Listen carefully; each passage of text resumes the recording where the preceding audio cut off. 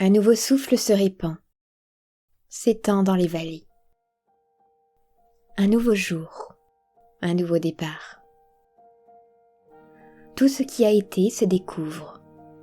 L'illusion commence à s'écouler, disparaître, se dissoudre dans l'air comme le ferait un nuage qui aurait trop longtemps masqué le ciel.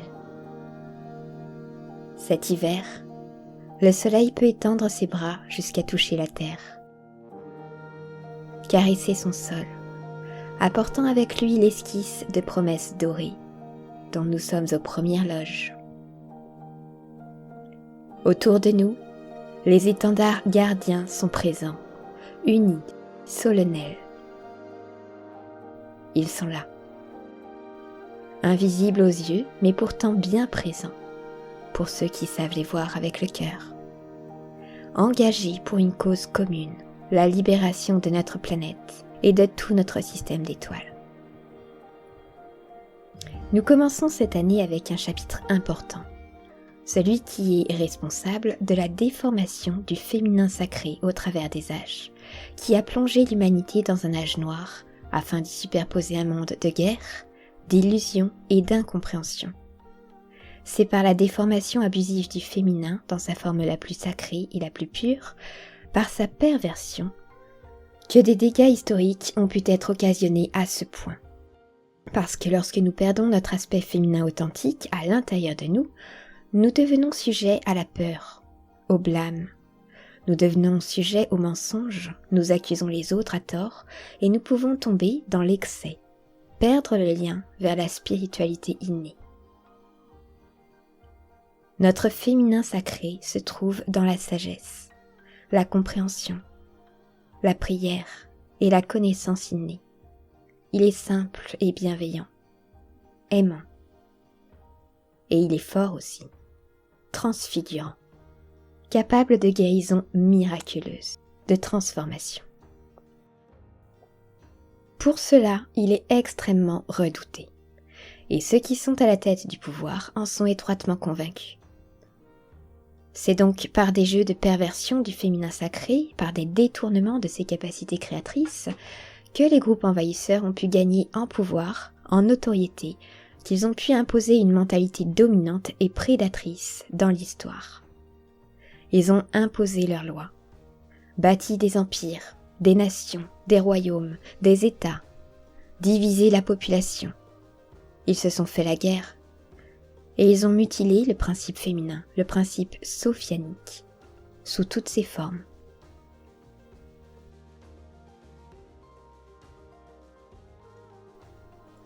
La pratique courante de sacrifice d'enfants parmi les strates supérieures du pouvoir, dans les réseaux de l'élite et chez les mondialistes, c'est quelque chose qui porte directement atteinte à la conscience planète Terre sophianique, à la conscience collective de l'humanité. Nous sommes tous touchés par ce qu'il se passe, même inconsciemment. Notre système de société entier repose sur des formes d'exploitation, d'abus, de torture, sur le meurtre et le viol quotidien de milliers de personnes. Cela doit cesser. Cette psychologie dégénérescente est nourrie par toutes sortes de médias, quotidiennement, à la télévision, dans des films, des séries télévisées, dans des fictions, dans des romans. Il relaye des comportements psychopathiques comme étant des normalités. Et l'intention réelle et sous-jacente est de normaliser la violence, de normaliser les abus sexuels parmi la population. Nous avons eu de nombreuses libérations dernièrement, derrière les écrans, dans plusieurs dimensions superposées, dont notre dimension 3D sur Terre.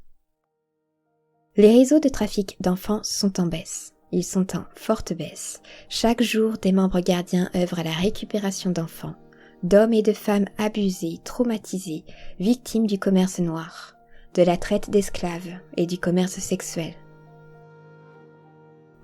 Tous ces réseaux sont progressivement démantelés, les responsables arrêtés.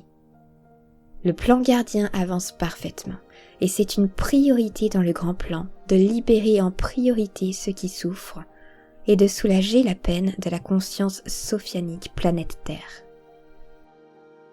Même si nous n'en percevons pas encore toute la signification, toute la dimensionnalisation, Cela relève d'avancées exceptionnelles et nous aurons de plus en plus accès à ce type d'informations dans un très proche avenir.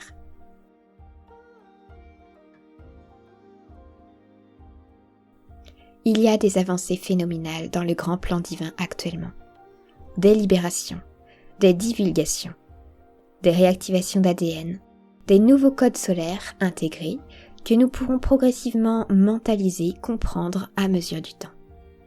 Tout cela contribue grandement à réparer le champ de force de la planète, qui peut désormais expulser les parasites astraux et toutes les autres entités démoniaques au travers de transmissions d'émissions cristallines, irradiantes, purgeantes. La grande purge christique a commencé. Et plus la conscience Gaïa sera soulagée, plus elle pourra restaurer naturellement nos cœurs et nos consciences. Nous sommes tous interconnectés. Donc pour ce mois de janvier, et pour célébrer l'émergence et le retour de la conscience sophianique pure, le retour de la Mère divine sur Terre, nous allons observer où se trouve le plus grand siège qui détourne encore sa conscience actuellement, qui abuse de son énergie vitale. Comprendre qu'il s'agit là d'un point géographique stratégique important, utilisé par de nombreuses familles au pouvoir pour la domination. Et que des rituels y sont couramment faits, qu'ils agissent tout comme des lames de rasoir dans le corps planétaire, des lames retournées à chaque nouveau sacrifice, tout comme un trou noir qui propagerait douleur et haine dans ses réseaux de lignes, de veines et d'artères. Le Vatican.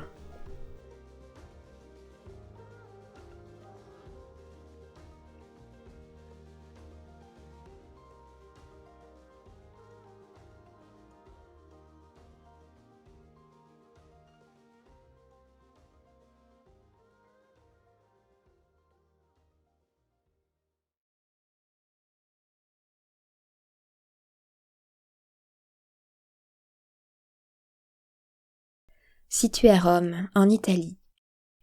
Le Vatican est tout d'abord connu du grand public pour abriter le centre de l'Église mondiale, la papauté, ainsi que des grandes familles de la noblesse et de l'aristocratie italienne. C'est une cité-État. La cité est indépendante. Tous ses perçus sont couverts, non chiffrés, non connus, pour éviter de faire du bruit et pour éviter d'attirer trop l'attention, parce que les flux financiers qui circulent sont réellement massifs. Ils proviennent de donations apportées à l'Église et également de commerce humain. La cité du Vatican couvre de nombreux réseaux de trafic humain silencieux, où ont lieu des abus sexuels répétés sur des femmes, des hommes et des enfants. Les victimes sont récupérées dans des couvents, des écoles ou dans des orphelinats.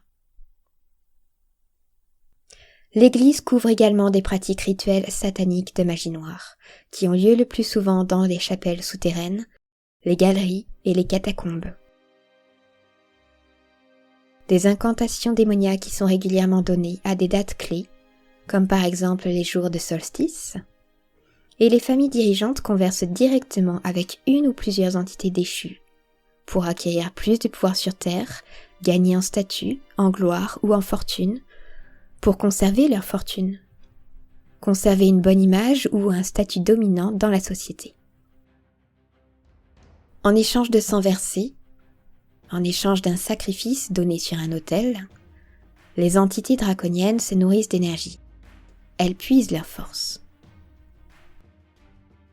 Et elles peuvent aussi s'approprier le corps d'un hôte humain, de l'un de leurs serviteurs, si l'opportunité se présente et si un pacte est conclu. Les dracos peuvent donc occuper notre monde 3D au travers de personnalités plus ou moins connues. Et c'est un moyen pour eux d'occuper des postes de direction importants dans notre société pour pouvoir instaurer leur règne, l'ordre mondial unique, instituer un empire à leur image, dictatorial et totalitaire.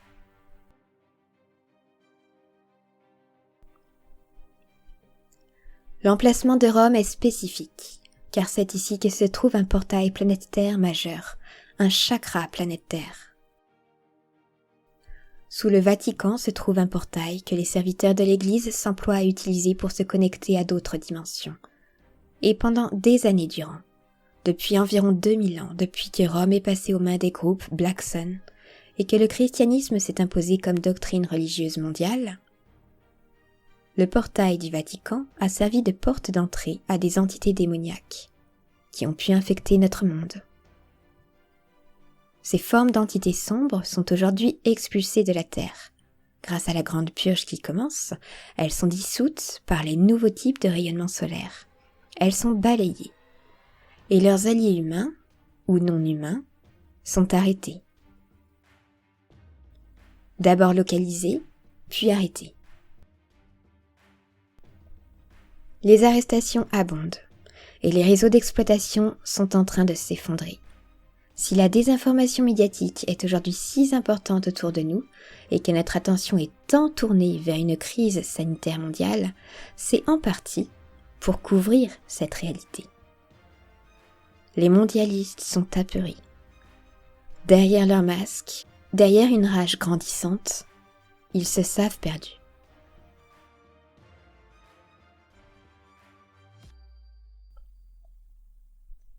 Le centre draconien du Vatican est connecté à 2 autres centres tout aussi importants sur la planète. L'un se situe à Londres, au Royaume-Uni, l'autre à Washington, aux États-Unis d'Amérique. Ils forment tous 3 un triangle, un réseau en triangle, qui couvre l'entièreté du réseau planète Terre.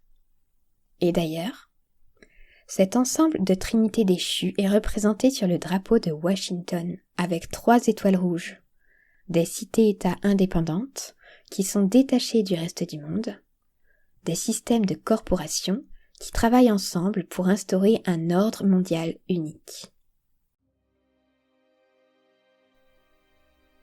Il y a dans chacune d'elles un obélisque, connecté aux grilles de récupération énergétique Black Sun, au réseau artificiel superposé au courant organique de la planète. Et ces flux vitaux sont récupérés, puisés, concentrés, orientés vers des bases militaro-scientifiques, tout comme l'est la station lunaire par exemple, ou bien Saturne.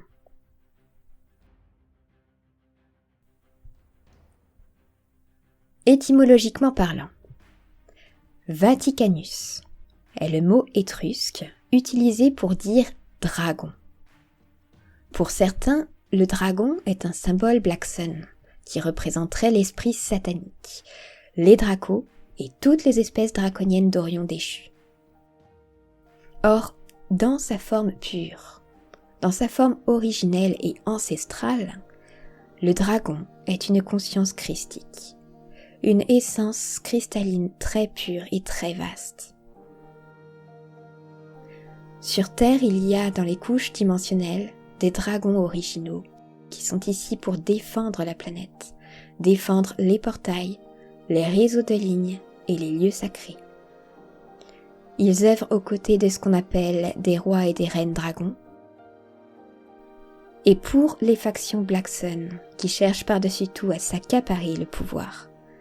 La stratégie de conquête la plus évidente, c'était de posséder ses défenseurs, dont le dragon qui protège le portail du Vatican.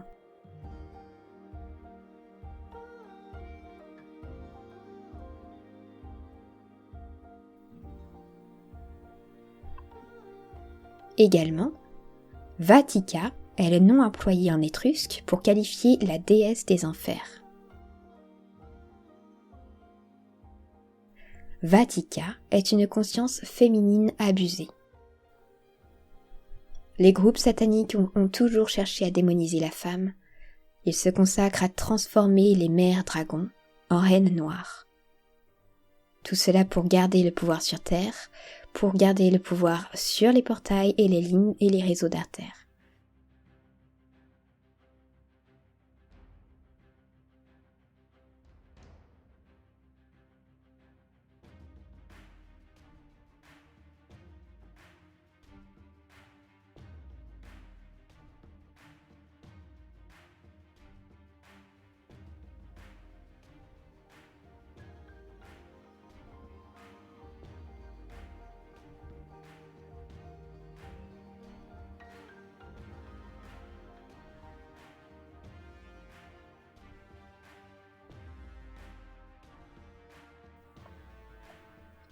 Le Vatican est donc devenu un haut lieu d'exploitation de la conscience féminine divine, et c'est ici que sont fabriquées des femmes déchues, via les rituels courants.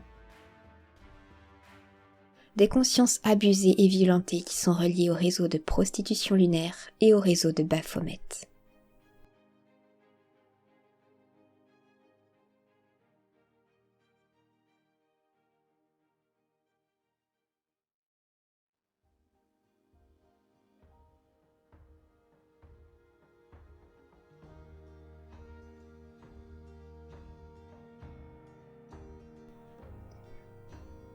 Les révélations commencent. Elles vont entraîner des changements profonds, et nous sommes ici aujourd'hui pour en être témoins. Nous avons la chance d'assister dans cette vie à l'effondrement des plus hauts rangs de la société, et pour beaucoup d'entre nous, nous allons voir chuter l'Empire noir, en commençant par le Vatican. Siège de la plus grande imposture de l'Esprit Saint des Saints, la Mère divine universelle.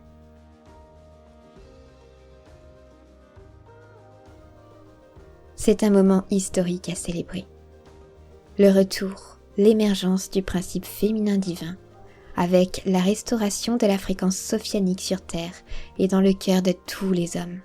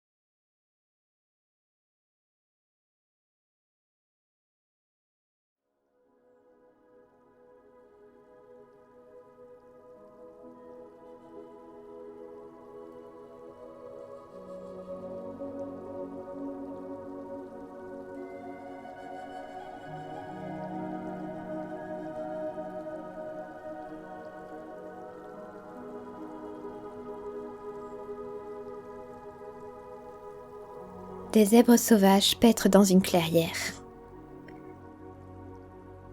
L'air est chaud, légèrement humide, malgré l'aridité alentour. Je me rapproche doucement. L'un d'eux relève la tête et me regarde. Les secondes passent. Une bourrasque fait voler sa crinière sur le côté et il reste immobile. Droit, la tête haute, avec une aisance et une droiture sans égale. Déjà, je sens l'esprit de liberté qui court en lui. Beaucoup d'aisance, beaucoup de facilité, de liberté dans ce qu'il fait. L'esprit libre coule dans ses veines. Ses muscles sont forts, rigoureux, prêts à bouger dans toute opportunité. Il ne fait qu'un avec son esprit. Il me montre une étoile blanche, très éclatante. Sur un ciel étoilé, un ciel qui ressemble à une nébuleuse au ton violacé, prune et lavande. Je crois comprendre qu'il s'agit de son étoile. L'esprit des zèbres. Nous sommes interrompus par une présence.